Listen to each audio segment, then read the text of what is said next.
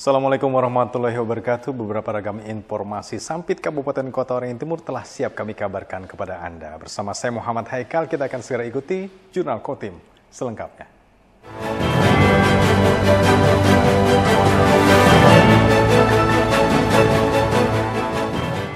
Ketua DPRD Kabupaten Kota Waringin Timur, Rimbun, mengajak seluruh masyarakat untuk aktif berpartisipasi dalam pemilihan kepala daerah serentak tahun 2024. Keikutsertaan masyarakat dalam memilih sangat penting agar pemimpin benar-benar mewakili aspirasi rakyat. Pemilihan kepala daerah serentak tahun 2024 akan dilaksanakan pada tanggal 27 November mendatang. Pilkada di Kota Waringin Timur selain dilaksanakan untuk pemilihan bupati dan wakil bupati, juga dilakukan pemilihan gubernur dan wakil gubernur. Berdasarkan data daftar pemilih tetap atau DPT Kota Waringin Timur, ada sebanyak lebih dari 300.000 pemilih di Kota Waringin Timur. Ketua DPRD Kota Waringin Timur, Rimbun, berharap tingkat partisipasi pemilih pilkada bisa jauh lebih tinggi dibanding pemilu sebelumnya, yaitu bisa mencapai hingga 99%. Keinginan itu bukan tanpa alasan, sebab keikutsertaan masyarakat dalam memilih sangat penting agar pemimpin benar-benar mewakili aspirasi rakyat. Pemimpin terpilih akan menentukan arah pembangunan daerah untuk 5 tahun ke depan. Dengan begitu, pemerintahan yang terbentuk dapat lebih fokus pada peningkatan kesejahteraan dan kemajuan daerah. Kalau harapan kami pasti kalau memang boleh dari 309.000 pemilih yang ada di Kabupaten Kota Timur, maksimal ya paling tidak 99% itu boleh hadir. Nah, itu yang kami inginkan. Saya menyukseskan karena yang menjadi kepala daerah baik tingkat kabupaten dan tingkat provinsi ini semua untuk kita bersama di 5 tahun ke depan. Kita sama-sama punya tanggung jawab dan juga sama-sama punya tugas dan fungsi, terutama kita bagaimana menyukseskan pilkada ini supaya bisa sukses dengan baik dan juga untuk menjaga daerah, kondusifnya daerah yang terpenting. Selain tingginya partisipasi pemilih, Rimbun juga mengajak seluruh pihak termasuk masyarakat aktif menjaga Kamtibmas di wilayah masing-masing. Dengan begitu, diharapkan pesta demokrasi di tingkat daerah bisa berjalan dengan tertib, aman, dan lancar. Mashud Badarudin, Hayat TV. Masih dari informasi parlemen, pemirsa, fraksi Golkar dan PAN DPRD Kota Waringin Timur mendesak agar pemerintah Kota Waringin Timur segera menyelesaikan tunggakan tambahan penghasilan pegawai serta pembayaran gaji perangkat desa. Hal itu penting untuk menjaga kinerja dan pelayanan publik. Berbagai hal disampaikan sejumlah fraksi DPRD Kota Waringin Timur saat menyampaikan pandangan umum terhadap pidato pengantar Bupati Kota Waringin Timur terkait rancangan APBD perubahan tahun anggaran 2024. Salah satu yang menjadi sorotan adalah terkait penyelesaian tambahan penghasilan pegawai dan pembayaran gaji perangkat desa. Setidaknya, terdapat 2 fraksi yang menyoroti secara khusus permasalahan itu, yaitu fraksi Golkar dan PAN. Ketua fraksi Golkar, Abdul Qadir, mengingatkan agar pemerintah kabupaten segera menyelesaikan keterlambatan pembayaran TPP dan gaji perangkat desa, sebab hal itu bisa berdampak pada pelayanan terhadap masyarakat. Menurutnya, kesejahteraan pegawai dan perangkat desa harus menjadi perhatian utama agar mereka bisa bekerja maksimal. Hal senada diungkapkan anggota fraksi PAN, Edi Mashami, yang juga menyoroti keluhan pegawai terkait belum diterimanya TPP. Ia berharap pemerintah kabupaten segera mengambil langkah konkret agar permasalahan ini bisa cepat terselesaikan. Fraksi Golkar dan PAN menilai kesejahteraan pegawai dan perangkat desa mempengaruhi motivasi kerja mereka. Jika hak-hak tersebut tidak segera dipenuhi, dikhawatirkan akan mengganggu kinerja aparatur dan pelayanan publik.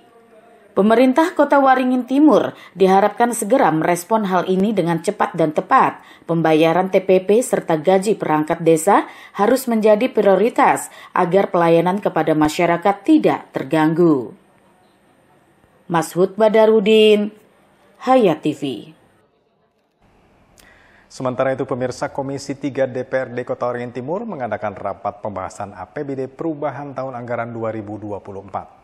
Rapat pada Rabu ini dilaksanakan bersama sejumlah mitra kerja terkait kesejahteraan rakyat.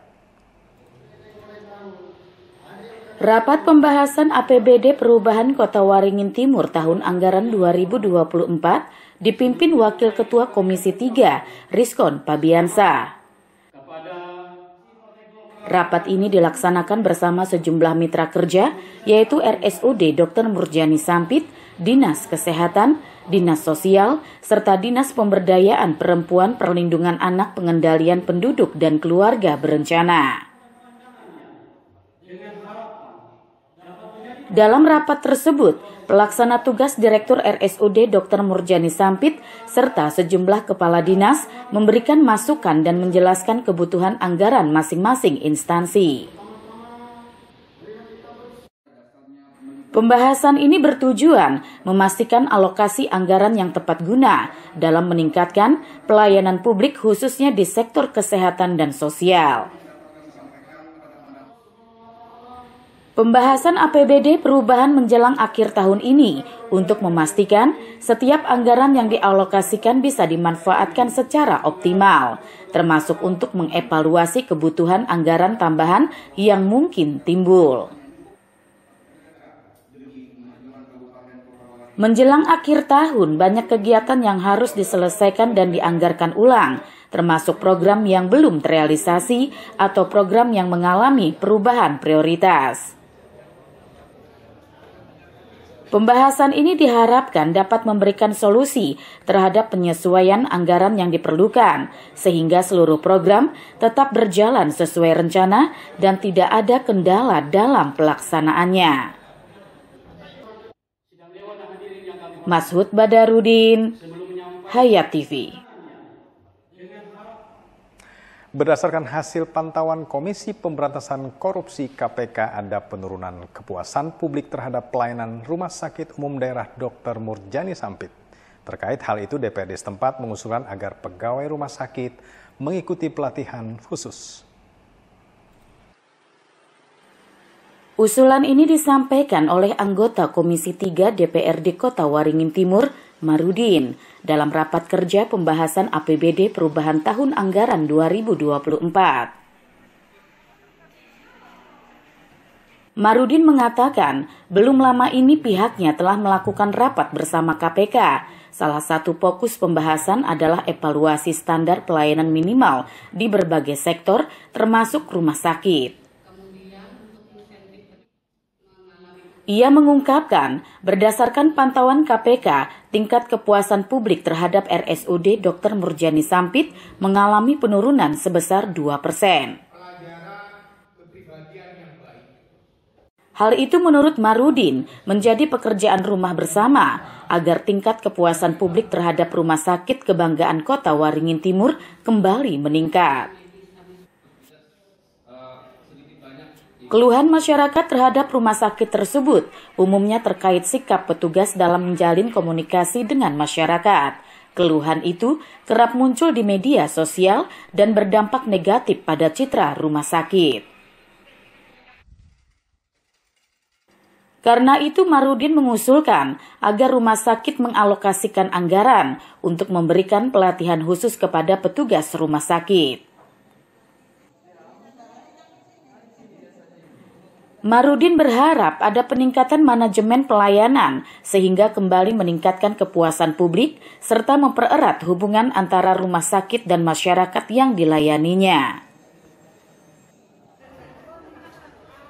Mashud Badarudin, Hayat TV.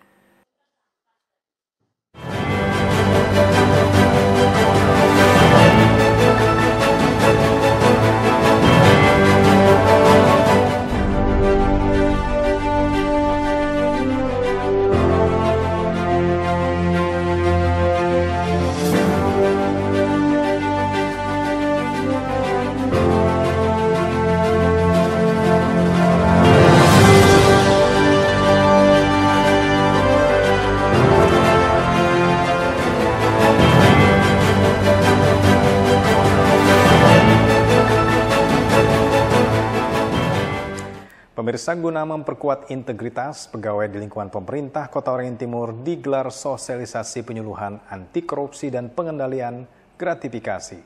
Kegiatan dilaksanakan oleh Badan Kepegawaian dan Pengembangan Sumber Daya Manusia BKP SDM. Sosialisasi penyuluhan anti korupsi dan pengendalian gratifikasi dilaksanakan pada Kamis pagi di Balai Diklat BKP SDM Kota Waringin Timur. Kegiatan diikuti oleh sejumlah ASN perwakilan dari seluruh organisasi perangkat daerah. Kepala BKP SDM Kota Waringin Timur, Kamarudin Makalepu menyebut, sosialisasi bertujuan mengingatkan ASN mengenai sumpah jabatan mereka, yang mencakup komitmen untuk menghindari perbuatan tercela, termasuk korupsi dan gratifikasi. Peserta diajak untuk memahami tindakan-tindakan yang dapat mengarah pada potensi korupsi, serta pentingnya melaporkan segala bentuk gratifikasi yang diterima kepada inspektorat. Komisi Pemberantasan Korupsi melalui inspektorat terus memonitoring upaya yang dilakukan instansi pemerintah dalam mencegah korupsi dan gratifikasi. Melalui kegiatan ini, diharapkan para pegawai dapat lebih paham dan siap dalam menghindari tindakan yang dapat merugikan integritas institusi. Di setiap instansi itu memang ada, bahkan ada yang memenuhi syarat itu sebagai penyuluh anti korupsi, itu dari inspektorat, termasuk pengendalian gratifikasi. Nah, ini menjadi salah satu bagian yang dimonitor oleh KPK. Jadi ini lebih kepada upaya pencegahan, sehingga jangan sampai di antara teman-teman, di antara kami ada yang tersangkut atau ada yang mungkin karena ketidaktahuan atau mungkin tahu atau lupa, dan setelah kami ingatkan kembali, mari kita sama-sama untuk senantiasa menghindarkan diri dari hal-hal tersebut. Ya, karena sumpah PNS, sumpah jabatan adalah salah satunya menghindarkan diri dari perbuatan tercela, apalagi kalau sudah terkait dengan korupsi tadi, itu sudah menyangkut hukum positif. Sosialisasi tersebut menjadi salah satu upaya pemerintah Kabupaten Kota Waringin Timur dalam menciptakan pemerintahan yang bersih dan transparan, serta mengajak seluruh ASN untuk berperan aktif dalam pencegahan korupsi di lingkungan kerja mereka. Mashud Badarudin, Hayat TV. Kenaikan harga emas, perhiasan, sigaret kretek mesin, ikan gabus, gula pasir, dan beras memberi andil terjadinya inflasi pada September 2024. Rilis BPS menyebutkan pada September 2024 Provinsi Kalimantan Tengah mengalami inflasi sebesar 1,45%.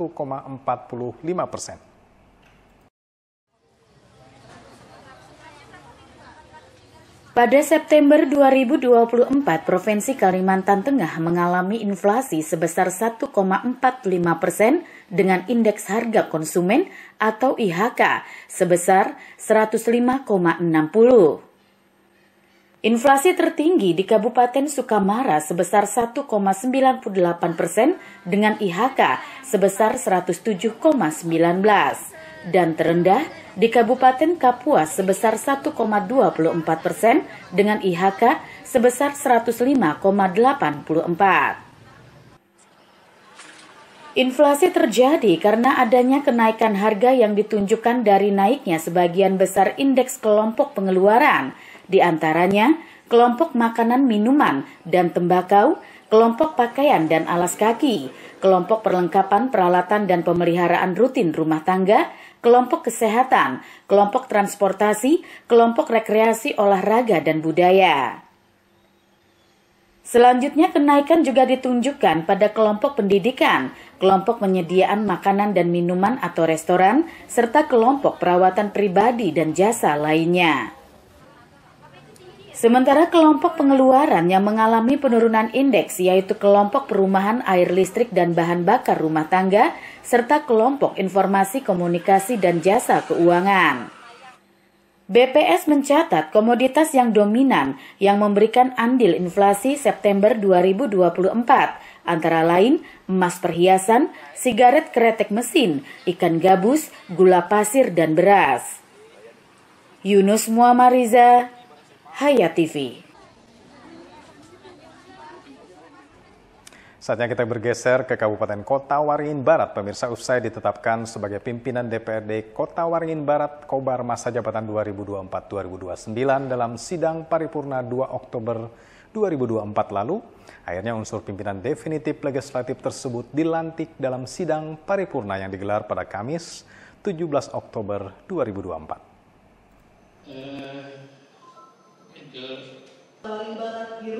Unsur pimpinan definitif DPRD Kota Waringin Barat dilantik dalam sidang paripurna dengan agenda pengambilan sumpah atau janji pimpinan DPRD Kota Waringin Barat yang digelar pada hari Kamis 17 Oktober 2024. Unsur pimpinan DPRD Kota Waringin Barat yang dilantik yakni Mulyadin dari Partai Demokrasi Indonesia Perjuangan atau PDIP sebagai Ketua DPRD Kota Waringin Barat, Rudi Imam Gunawan dari Partai Golkar sebagai Wakil Ketua 1 dan Wakil Ketua 2 adalah Sri Lestari dari Partai Gerindra.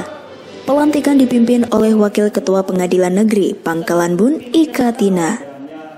Ketua DPRD Kota Waringin Barat Mulyadin dalam sambutannya menyampaikan agar seluruh peraturan daerah dapat dilaksanakan secara efektif dan efisien, tentunya komunikasi dan koordinasi akan terus dilaksanakan dengan baik.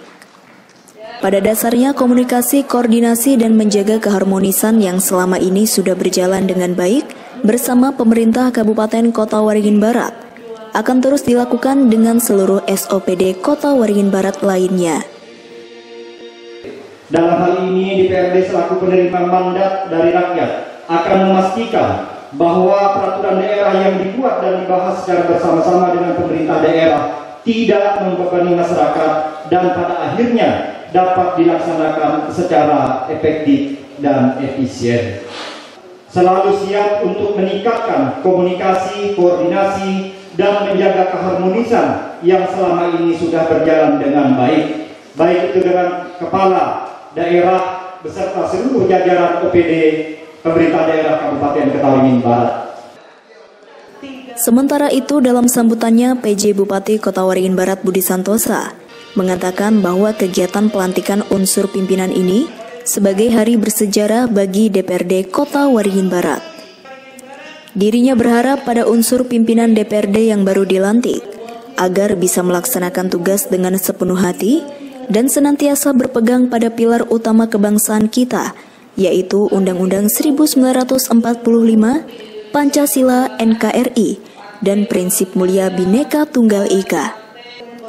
Karena lanjut PJ Bupati, posisi sebagai ketua dan wakil ketua DPRD bukanlah sekedar jabatan atau kedudukan semata. Akan tetapi hal ini merupakan amanah untuk merealisasikan cita-cita bersama dari sebuah daerah yang lebih maju, lebih sejahtera dan bermartabat. Tim Liputan, SBTV. Pemirsa, meski saat ini sudah banyak berbagai perhiasan modern dan mengikuti perkembangan zaman, namun hal tersebut tidak berlaku bagi seorang warga Desa Panahan, Kecamatan Arut Utara, Kabupaten Kota Waringin Barat, yang setia sejak puluhan tahun lalu tetap menggunakan perhiasan yang dibuat memanfaatkan bahan dari alam. Seperti apa keunikannya, pemirsa? Berikut ulasannya untuk Anda. Perhiasan merupakan bentuk yang universal. Perhiasan yang terbuat dari kerang, batu, dan tulang sudah ada sejak zaman prasejarah. Kemungkinan besar sejak dulu perhiasan dipakai sebagai pelindung dari bahaya hidup atau sebagai tanda status, pangkat, atau suku yang ada di daerah pedalaman. Sebelum menggunakan logam atau emas, manusia memanfaatkan benda alam untuk dijadikan perhiasan. Contohnya sebagaimana seorang warga yang tinggal di pedalaman Kalimantan Tengah. Seorang perempuan yang telah berumur ini bertempat tinggal di Desa Panahan, Kecamatan Arut Utara, Kabupaten Kota Waringin Barat, Provinsi Kalimantan Tengah. mengaku sejak kecil menghiasi dirinya dengan berbagai macam perhiasan yang terbuat dari logam dan batu berwarna dari bahan-bahan alam yang unik. Meskipun perhiasan liontin, kalung, dan gelang terbuat dari bahan-bahan logam dan batu alami, kecantikan perhiasan yang diolah pun tidak kalah dengan perhiasan modern. Jika kita melihat ke belakang, masa terdahulu awal mula perhiasan di Indonesia pun demikian. Sebelum logam digunakan, perhiasan tradisional di berbagai daerah di Indonesia juga terbuat dari bahan-bahan alam yang unik. Terlebih, Indonesia punya kekayaan alam yang melimpah sehingga membuat bahan baku perhiasan semakin beragam. Jamri, SBTV. Usai sudah tugas kami menyampaikan ragam informasi Sampit Kabupaten Kota Waringin Timur di Jurnal Kotim kali ini. Saya Muhammad Haikal dan kawan-kawan yang bertugas menyampaikan terima kasih perhatian Anda. Sampai ketemu lagi. Assalamualaikum warahmatullahi wabarakatuh.